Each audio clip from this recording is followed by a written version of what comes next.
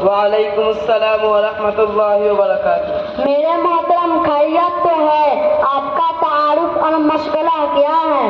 جی جناب، میں الحمدللہ خیریت سے ہوں۔ میرا نام محمد عارف ہے، میں ریویل گنج ضلع چھپرا کا رہنے والا ہوں اور میں مدرسہ صدیقیہ اولہن پور میں شعبہ حفظ میں قرآن مجید حفظ کر رہا ہوں۔ کیا میں آپ سے چند سوالات کرنے کی ضرورت کر سکتا ہوں؟ جی جناب، آپ ضرور کیجیے، انشاءاللہ اپنی معلومات کے مطابق جوابات پیش کرنے کی ضرور کوشش کروں گا۔ تلاوت قرآن کے لیے تجوید سیکھنے کی اہمیت کیا ہے؟ تلاوت قرآن کے لیے قرآن مجید کو تجوید کے ساتھ سیکھنا اور اس کا جاننا بہت ضروری ہے، کیونکہ کسی لفظ کے تلفظ میں بالکل ہلکی سی تبدیلی مختلف معنی دے سکتی ہے۔ اور ہاں، آپ جانتے ہوں گے کہ تجوید کے اصول ہمیں یہ سکھاتے ہیں کہ غلطیوں سے بچنے کے لیے ہر حروف کو صحیح طریقے سے کیسے پڑھا جائے، اس لیے تجوید سیکھنا بہت ضروری ہے۔ تجوید کا معنی کیا ہے؟ لفظ تجوید کا معنی اور مطلب یہ ہے کہ بہتر بنانا یا خوبصورت بنانا۔ یہ تجوید اصولوں کا مجموعہ ہے جس کے ذریعہ قرآن کی تلاوت اس طرح کی جاتی ہے جس طرح حضرت محمد صلی اللہ علیہ وسلم تلاوت کرتے تھے۔ ماشاءاللہ، بہت خوب۔ اچھا، یہ بتلائیے کہ قرآن مجید شروع کرنے سے پہلے تعوذ اور تسمیہ پڑھنا کیسا ہے؟ قرآن مجید شروع کرنے سے پہلے اعوذ باللہ پڑھنا ضروری ہے، اور جب کوئی سورت شروع کرے تو تسمیہ بسم اللہ پڑھنا بہت ضروری ہے، لیکن سورۃ البراءۃ کے شروع میں بسم اللہ نہ پڑھیں۔ اچھا، یہ بھی بتلائیے کہ سورت کے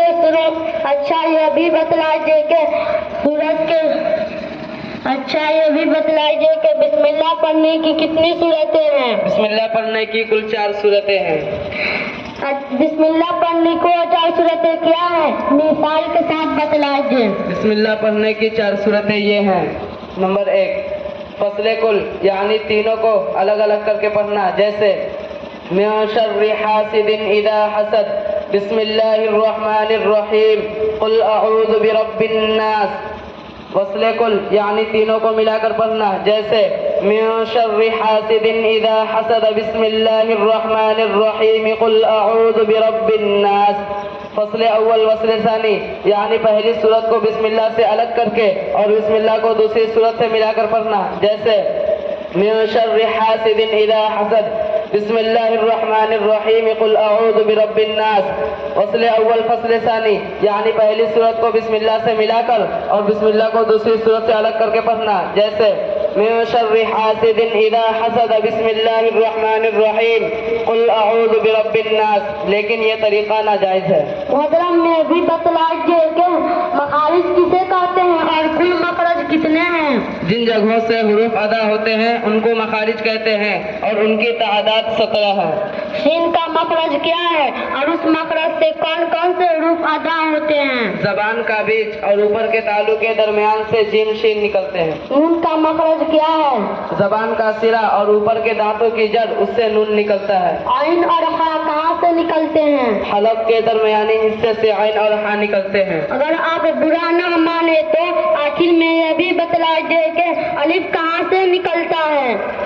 اس میں برا ماننے کی کیا بات ہے؟ آپ کے سوالات سے تو میرے علم میں بختگی ہوگی، جو میرے لیے خوشی کی بات ہے۔ رہی بات الف کی، تو الف فضائے دہن سے نکلتا ہے، یعنی ایک ہوا ہے جو منہ کے اندر سے نکلتی ہے۔ اچھا، ایک اور سوال میرے ذہن میں یہ ہے کہ قرآن مجید کو کس طرح پڑھنا چاہیے؟ قرآن مجید کو 3 طریقے سے پڑھنا چاہیے۔